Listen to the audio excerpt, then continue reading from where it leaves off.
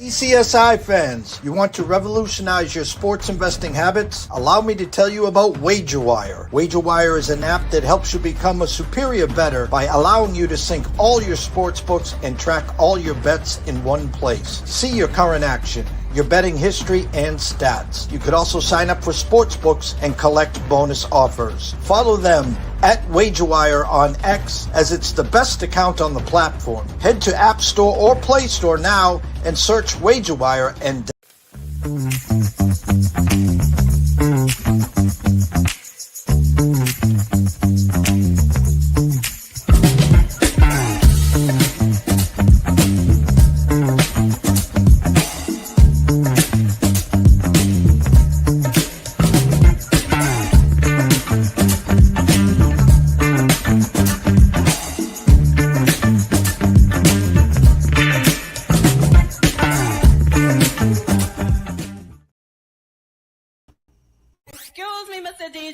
Check this out, we got a great show coming your way. From the ECSI Sports Studios, the #1 sports information program in America, the Breakfast Bankroll, with your host, the sports broker, Jeff Dawson.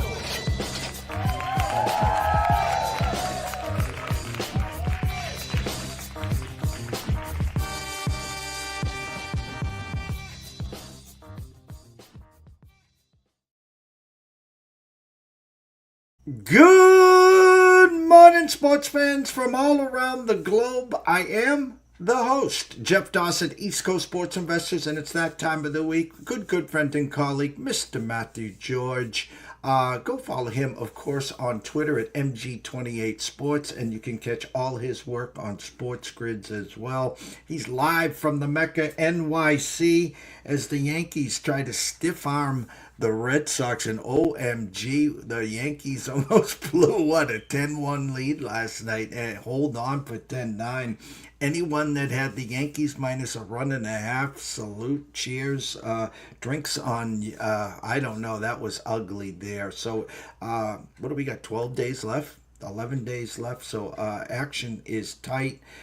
Who's in, who's out, we'll find out. Great action in the WNBA last night. Indiana staves off some elimination, and Seattle said not so fast, and I'm mad at myself because I had them plus 4.5, plus 170 on the money line, left it on the desk. Felt like a champ as the ACES 17-game winning streak comes to a halt. Up 14 in the third. I'm like, all right, I'll change this. Come back to the fourth quarter, and what an effort by Seattle there. 2 games on the docket. Matthew will break those down and a bunch more. But first and foremost, a shout out to our proud sponsors and partnerships. It's WagerWire. Head on over to Google Play. Download the app. It is free. Excuse me. Travis, Zach, Guy. Hopefully, not vacationing. All is well as you are out of the country here, working hard as always. Carol Bucks, Amber Hawley. The list is endless. Come on down, join us, and be a part of the community and have some fun there and cash some tickets and learn a lot about sports. And AtlantaSteaksAndSeafood.com. Steaks, seafood, chops, appetizers, wines. Terry Smith has it all. If you haven't introduced yourself, head on over to Facebook. Introduce yourself to Terry Smith. Come on back to AtlantaSteaksAndSeafood.com for subscription plans, and I'll just set it and forget it like I do. Every 30 days, a big box of protein comes to my front door. The only thing I got to make sure is I have a spare propane tank. So without further ado, Mr. Matthew George. What's up, Matt? Good morning, Jeff. How are we doing? We're doing great. How are you? Good to see you. Good to have you on. And good to have me on. I appreciate it. Thanks so much. Well, again, life gets busy, and we crossed a few times. I was in Panama City Beach at this point last week at this time. I was sitting in the Atlanta airport with a 3-hour layover having brunch. So glad to be back here today. A lot going on in sports. Let's start. something near and dear, close to my heart. Paige Beckers should have been unanimous, 70 out of 72 votes. I don't know who didn't vote, the other two. Rookie of the Year, UConn, the first college to have NBA Rookie of the Year, Stefan Castle, and now Paige Beckers, Buckets, whatever you'd like to call her. A phenomenal year. And you know what I'm most impressed with? She played 32 out of 32 games, Matthew.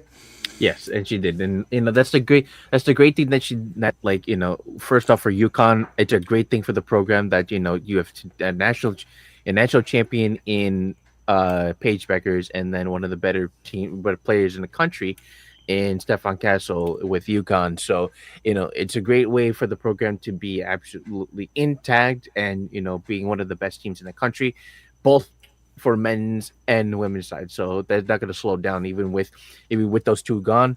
You're going to still have AZ Fudd coming into the mix for the women's side, and then obviously the men's team is always going to be good no matter what. So, Paige Beckers, as usual. I mean, despite that Dallas was a horrible team, they probably, I wouldn't say tanked, but I would say that they're trying to figure out a way to for this team to develop, because they are a young team, and then also with the development of Paige Beckers going into her next year, it's going to be very interesting as how this team can develop itself, because you have the rookie of the year, as we mentioned, in Paige Beckers, who averaged 19 points a game. So she could definitely score the ball and shoot the ball lights out, and pass the ball as well. So there is a lot of time for this team to come back, because they've had this history of winning championships before. So why not do it again with Paige Beckers on this roster? And who knows, they Dallas Wings have a 40% chance, according to Tankathon, to have the number one pick. So we might see that dynamic duo of back again with AC Flood and Paige Beckers in Dallas. It's going to be very, very interesting. I mean, I wouldn't be surprised if they do that. It just depends on the lottery goes with the WNBA for next season in 2026. But it's looking very, very. It's going to be very, very likely so far. Oh man, holy cow. UConn women will be a freight train again this year. And if they can bring those two back, look out. WNBA. Speaking of that, 2 games last night. Fever take game 2, as I said in the intro. Skylar Diggins comes up clutch for the Storm to edge out the Aces in game 2. Oh, absolutely. And it was a nitty gritty kind of game yesterday. Both defenses were playing their hearts out, and the offense was very flowing. But at the end of the day, someone had to keep a lead, and that was not the Aces. The Aces had to run like an 8-point lead going into halftime, and then the defense kind of slipped up towards the end. And not to mention that Skylar Dickens is one of the veterans on the team, along with the Woundike, and she stepped up and knocked down the floater towards the end of the game and solidified the win for the Storm. So this is going to be a very interesting battle, because the series is. I think the series might go in 6 or 7, because the Aces have not stopped since after winning 16 straight games towards the end of the season, but the biggest issue is just trying to come together and solidify an offense, and that's been happening throughout this entire season, and it happened again last night against the Storm. So we'll see how the rest of the series goes, but it's looking very likely that this will be a very nitty gritty and head to head battle as this series goes along. Um, Knicks, NBA, Malcolm Brogdon, legit contenders. I was watching VEASAN last night. Minus 300 now to win the division. Of course, we don't know what's going on with the Sixers. We don't know, obviously, what's going on with this. Well, we do know Jaylen Brown will be there. Mr. Jason Tatum will not. You know what? It was funny. I was watching the crawler, and then I was watching the updated odds. 13 teams in the NBA, Matthew, are triple digits to win the championship. Now think about that. 13 teams are 100 to 1 or better, and I saw a bunch of them that were plus 500. Listen, I'm not saying the WNBA, the NBA is watered down, but because we know it's a star driven. It used to be you needed the big two, then the big three. It looks like it's coming back to the big two. Thoughts on the Knicks, where again they are hands down the team to beat in the division. But I think, of course, health is always the big thing in the NBA. But they're the team to beat in the East as well. Absolutely, and I agree because the way that this team is developing now is that you are trying to solidify a roster that can compete for a title, and that's what the Knicks are doing. You're bringing veteran presence, you're bringing guys that can score and guys that can make plays whenever they can, especially since Malcolm Brogdon, as Jeff mentioned, has was a rookie of the year in his rookie season in 2016-2017 season, and he is a part, and he's one of the few players in the league that has shot a 50-40-90, and only a few players in few players around the NBA history have even made that kind of history throughout the NBA. So, and that's including Steph Curry, Larry Bird, to just name a few. So Malcolm Brogdon to be in the mix of a former rookie of the year, former six man of the year, and not to mention he's very solid. He's solidifying himself as one of the better perimeter defenders and good shooters around the league. He could be that's focal point of a backup to Jalen Brunson and this team of the Knicks that need to step up this season because, as we mentioned before, time and time again before the season will start, that the Knicks are the team, as Jeff mentioned, the team is the team to beat because Celtics are not going to be in really much of attention. Sorry to say, Jeff. The Pacers are really not going to be at much of a. I think they might still contend, but I don't think they're going to be like that top tier team like they were last season and made it to the finals because they obviously lost Miles Turner and Tyrese Halliburton still out. So this is the time for the Knicks to step up and compete for a title. If they can't be a number 1 to number 3 seed at maximum, I don't know what the Knicks are going to do after this because you hired Mike Brown for a reason. You got all this bench depth that Tibbs barely used last year, in general, and now you have a team that can compete for a title. So let's see how it goes because this is the time now for some New York team to step up because some New York team needs to compete for a championship / a title, and it hasn't happened in God knows how long. So the last time a team won a championship, if you really, we should count this, is the New York Liberty last season. So where else are we going to get it from aside from the Liberty? Who knows? Outside looking in, listen, if Giannis, I call him Triple G, if Giannis is the guy that we all thought he was, this is the landscape to say, hey guys, jump on my back here. I'm going to take you to the promised land here. Looking at the landscape, again, the unknowns of Paul George, the unknowns of Embiid, the knowing that Halliburton's out for the year, Jason Tatum most likely out for the year. The landscape is there for the stars to take over the East. Yes, and that's going to be the main reason why that the Bucks can be a legit contender also as well.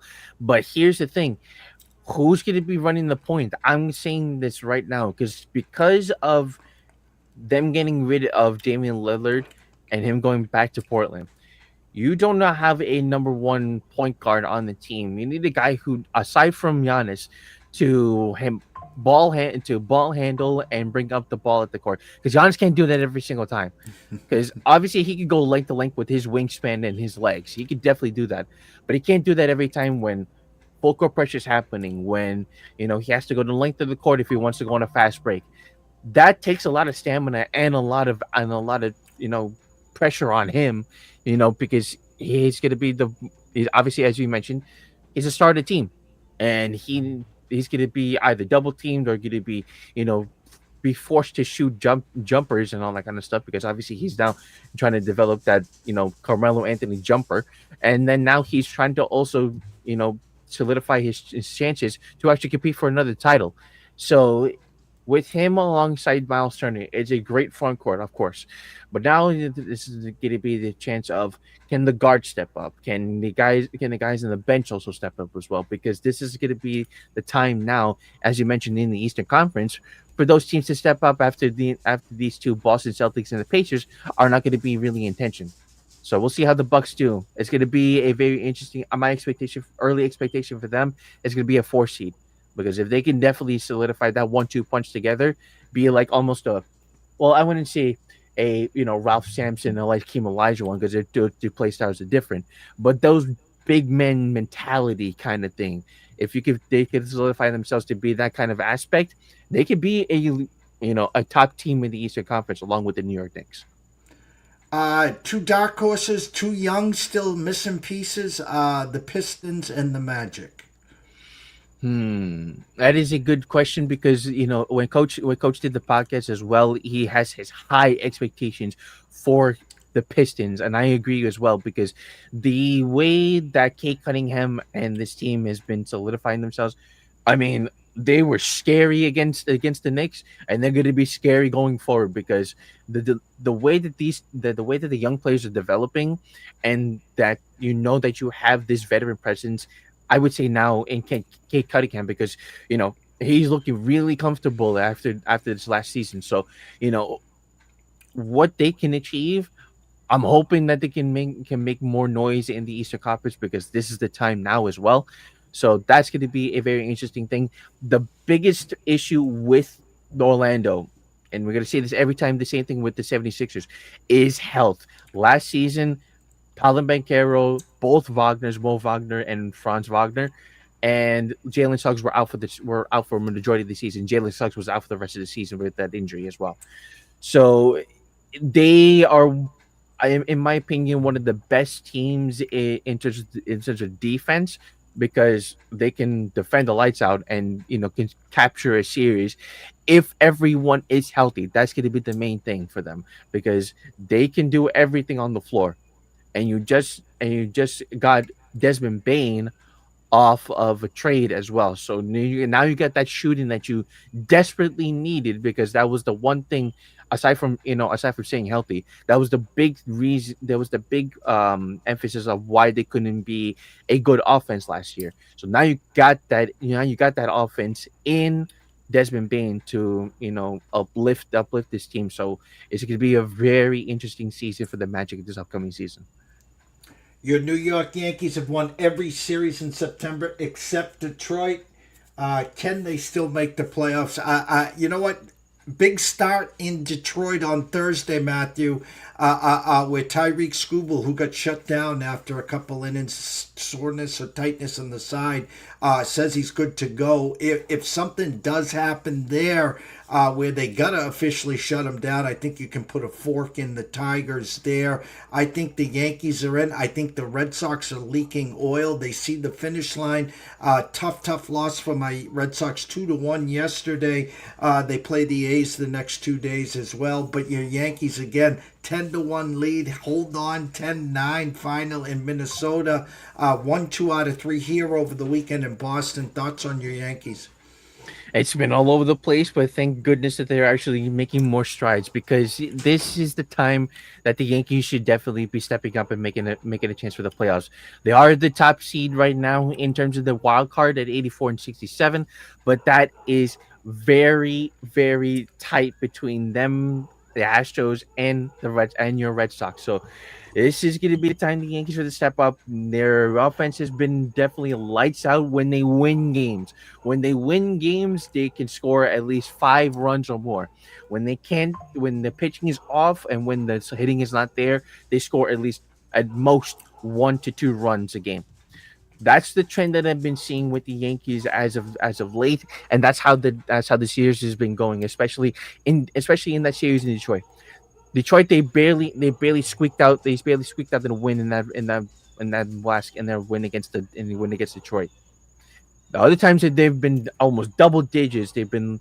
I even went to the game. I even went to the game again against the again against I believe Philly against the Phillies. Oh, against the Washington Nationals, excuse me, and they bombed like 3 home runs throughout the entire game. So this is, I mean, this trend's going to keep continuing with the Yankees of either they strike out a lot and they give up a lot of runs, or they're lights out and they hit home runs. That's been the trend that obviously for the Yankees this entire season. But this is the time now for them to step up. They need to do that. Obviously, they want to continue themselves to solidify themselves to be in that World Series title contention again. NFL first 2 weeks. What's going on with Houston? I'll tell you what's going on with Houston. Tough opening day loss to the Rams. Come home on Monday night. Score on their first 2 possessions. They scored 10 points. Tampa takes the ball and 9-minute drive, and next thing you know, they're playing catch up. They don't score again until the fourth quarter. Poor play calling by upstairs, the nerds, the OC. Second, third, and fourth from the 1, and they decide to go shotgun, run it once, and 2 incompletions, and then they score. They don't get to 2-point conversion. It was almost like Tampa let them score because they were afraid they were going to run out the clock. And next thing you know, they're 0-2 traveling to Jacksonville there. And Colts, are they rejuvenated? 2-0. They got fat at home against the Dolphins. They were gifted a win against the Broncos. Now 3-point favorites at Tennessee. The world's on the Colts to go 3-0. The rejuvenation of Daniel Jones. I mean, holy cow. What's going on, Matthew? I mean, is this really going to be the big season for Daniel Jones? I would hope so, because I mean, let's face it, the whole situation that happened in New York was just ugly after him getting paid. I don't know if it's because actually him getting paid was the whole reason, but who knows? But this is a big step up for the Colts after this. Again, it's only week 2. It's only been past week 2. We'll see how the rest of the season goes. But they're legitimately going to be 3-0 because Tennessee sucks. So it's going to be, I mean, a big rejuvenation. I'm hoping a big rejuvenation career for season for Daniel Jones in that aspect, because he can sling the ball. He can definitely do it when he wants out there. Obviously, he's got good receivers as well behind him, and to be honest, one of the better running backs in the game to give him some breaks at times, and Jonathan Taylor. So this team can definitely solidify themselves into a playoff spot if they continue this trend. So that's gonna be a real big expectation for the Colts if they quote unquote actually be in contention. So let's see if they win these next 5 games or so. That's gonna be the next big reason, or big way they could actually do themselves. But at the end of the day, I think that they can definitely do this. But I don't know what's going on with Houston. I have my high expectations for them. I still do. But at the end of the day, where's the offense coming from aside from Nico Collins? Nowhere else, because I mean, where does CJ Stroud have a chance to throw to? Who knows? I'm not sure, because he's definitely. I think this is going to be the best. It could be one of the best seasons for CJ Stroud. But now it's just a matter of who the hell else is going to throw to aside from Nico Collins. It's not looking good so far. Well, Christian Kirk is supposed to return, so it's the Christian Kirk revenge game in Jacksonville, as he played there for the last 3 years. Lastly, in the NFL, Chiefs possibly not to make the playoffs. 5.5, 6-point favorites on Sunday night against your New York Giants. The Packers, the best team in the NFL. I tell you what, they are now the favorites in the NFC. They're the 3rd favorites to win the Super Bowl behind the Bills and the Ravens. High expectations there on the Packers. Their first road game opened up at 8-point favorites in Cleveland, now down to 7.5. And then Also, on the Chiefs aspect, must win. They don't want to go 0-3, but the big thing is they host the Ravens next Sunday as well. So it's going to be interesting there. And then is it already over for the Giants and the Jets? Again, the Giants host Kansas City on Sunday night primetime, and the Jets travel to a home opener in Tampa Bay. Yeah, that's going to be a tough game against Tampa because we know how gritty that this team can be, especially with Baker Mayfield at the helm. So, you know, I think this team. I think the expectation for Tampa Bay is to continue what they're doing, and I think that's what they're doing. And I don't know if that's going to that's not going to stop against the Giants. The Jets, it's just been so tough for them because not only that week one loss against Pittsburgh was just gut wrenching to Chris Boswell's 60-yard field goal, but I think this team has a legit chance to make some noise. It's just that they need to close out games and keep a league going. Along with aside from the Giants, you had you had a very tough loss against Dallas. I don't know what happened week one against the Commanders. You had something going, but you couldn't score anything in the red zone against Washington, and then the defense just not existent against the Cowboys. So, they can make these two New York teams can make noise in the NFL. It's just a matter of how they can close out games is the biggest question, and I'm saying it right now. The best team right now in the NFL, early saying, is the Packers. Their offense has been absolutely stellar. Josh Jacobs has been, packing defenses like it's nobody's business, and then Jordan Love continues what he does on a daily basis. But the only thing is, right now, as we know, Jaden Reed is out indefinitely as he got in surgery today, as he got in surgery early today. But the good thing is that he has successful surgery, and it doesn't seem like to be anything too, too gut wrenching for this team to be, out of the running because he is one of their better wide receivers on the team. But now it's just a good time, as I said before, for Matthew Golden to step up. Obviously, there's a lot of wide receivers on this team that can step up as well. But I think this is the biggest. This is going to be the biggest time for Golden to step up because now that Jaden Reed's going to be out indefinitely, we don't know how long he's going to be out for. This is the time for him to step up, and if he wants to be, in contention in contention for a Super Bowl with this team and the Packers, this is the time to do it. Well, again, I think currently they are, I sit on a neutral field right now against Philly. They'd probably be 1.5 point underdogs. I still would take the Packers there. Again, Mike is only going to get stronger. Again, it's going to come down to Jordan Love. It's going to come down to the health of the wide receivers. They'll need Matthew Golden to step up. They got Romeo. They got Wicks. They got Tucker Kraft. They'll be fine. So, WNBA, 2 games tonight. Phoenix travels to New York. Opened up New York minus 2.5 with a 159. Now at the Circa. Good morning, Mr. Benson and Mr. Stevens. 4 minus 15 cents. Next move 4.5 with a 159.5. What are you thinking? Yeah, and this is a good time for the Liberty to step up because the team right now to beat is Minnesota because they've been looking so good. The Liberty definitely need to step up in the playoffs because they know they have to defend their title. And they obviously, as we mentioned before, the end of the season has just not did not look great for the Liberty. So this is the time to step up in the playoffs. Playoff Liberty is probably going to be a lot more competitive, a lot more in contention for another title. The biggest the biggest hurdle that they need to understand to figure out is if Breanna Stewart plays tonight because she is currently is a game time decision after busting her knee in game 1. So we'll see how she does. If not, we're gonna take the prop markets into a different direction.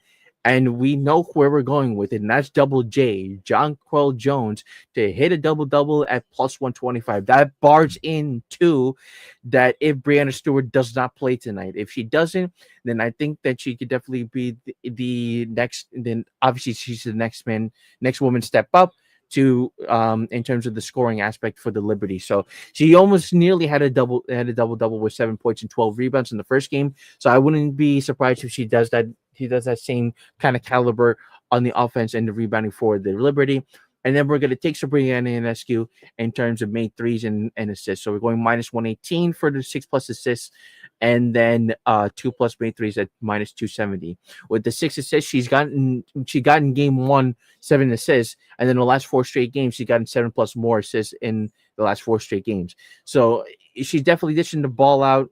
We know that she can do that, so I wouldn't be surprised that she does that again. The threes is although it's heavily juiced, it's very surprising that it's very a little bit surprising that it is heavily juiced at minus 270. She did shot 3 of 12 in game one. I mean, but that's not a great percentage per se, but she definitely is one of the better shooters in the league. It's just a matter that she takes a lot, but we'll see how she does, because that's if Brandon Stewart does not play, then she's gonna have to definitely step up with scoring. So probably all of this you could get a 4-1, 4-1 leg, depending on where you do your shopping. Second game on the board, Minnesota at 10 p.m. travels to Golden State. An opening number of Minnesota minus 10.5 with a 151. Now at the circa 10.5, minus 10 cents. Potential next move to, I'm seeing 10.5 straight across the market as we speak. A 151 under over. There are some 151.5s there. What do you see there, Matthew? Yeah, I in terms of the over under. I mean, if it goes down to 153, around those kind of numbers, because they're probably a little bit more money that's going to come into the Valkyries a little bit. Once the game before the game starts, definitely take the over at plus 150 and plus 153.5. But in terms of the prop markets, I mean, we're nowhere we're going, because this team. I mean, this team is going to definitely compete for a title. They're battling for what they couldn't do last season against the Liberty. So we're taking the links. And we're gonna go with Nafisa Collier for two things. Will be the plus 20 points at minus 156, because she's gotten that game. She's gotten that in game one with 20 points as well, and 3 out of the last 5 games before game one, she's gotten 20+ points. So I would be surprised if the in my opinion, the MVP of this season, it will get that they got that scoring output, and then 8+ rebounds again for DeFreeze Collier at plus 134. And then on the other side, I mean, I wouldn't be surprised if Veronica Burton, the most improved player for this season, gets 15+ points at plus 118.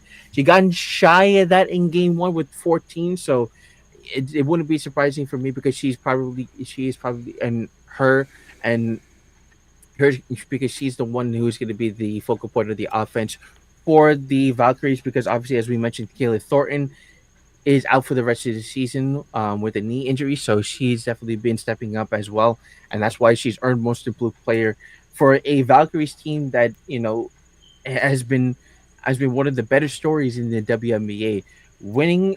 Not only having a winning season, also making the playoffs for the first time, the first expansion team to ever do it in WNBA history. But now you had to face the only sad part about it is that they had to face the best team in the best team in the WNBA in terms of in terms of the Lynx. So it's a good first step for this team, but it does be sad to see that that the Valkyries are facing the best team in the WNBA for their first round of the playoffs. Well, it'll be interesting with that long winning streak snapped by the Aces. They were probably the second team that could maybe dethrone this Minnesota Lynx team here, which I think will end up cutting the nets down when it's all said and done. We see how the Aces bounce back. Can New York find a rejuvenation? Can they they've been slumping of late there, so now the playoffs, the light goes on, the big stage at the Mecca here. It's going to be interesting there. 2 games again on tap. Phoenix at New York at 8 and 10 p.m. Minnesota at Golden State. And I was just trying to get your matchup. Your Yankees tonight, 7:40 p.m. Heel versus Bradley. Currently opened up minus 173 down to 156. So hopefully Heel's been pitching better of late for you. So hopefully you can get a win there and keep on chugging. Closing thoughts, Mr. George. What is going on with Clemson in college football? They dropped out of the rankings after a horrible start to the season so far. So you're 1-2 after losing horribly to Georgia, after losing badly to Georgia Tech, and this team is just not looking good. K Klubnik looks like a shell of himself from last season so far. Again, it's only weeks against only 3 games. You can't tell me that this guy is going to actually be continuing competing for a Heisman. There's no way. After what they're doing so far in the season, it's not looking good at all for Clemson. Especially if they want to not only compete for an ECC title, they're not even in contention to win a national championship after the first 3 weeks. And also the other thing is what is happening. Also, I say that with Clemson, what in the world happened with Florida? Florida, I mean, after last week against USF, where's DJ Lagway? He's just throwing the ball to the other team like it's nobody's business with 5 interceptions. That's also another player that doesn't seem to be having in the right mix of the offense. It's seeming like Dabo Sweeney in terms of Clemson, and they need to fix some things, make some adjustments. We'll probably see what happens towards the rest of the season. I think they still make the top 25 as the season goes along, unless Clay Klubnik decides to just throw 3 interceptions every single game. Who knows? But for Florida, I mean, it's bye bye guns for them already. Obviously, with the SEC, and for last thing, I mean, the SEC has just been definitely stepping up in terms of college football. I mean, we'll see how everything goes the rest of the way. But I mean, top to bottom, almost every single team is ranked in terms of the top 25. But we'll see how the rest of the season goes, because Ohio State is probably going to be the team to beat, because obviously, as we know, are the defending national champions, and they're definitely not stopping so far this season.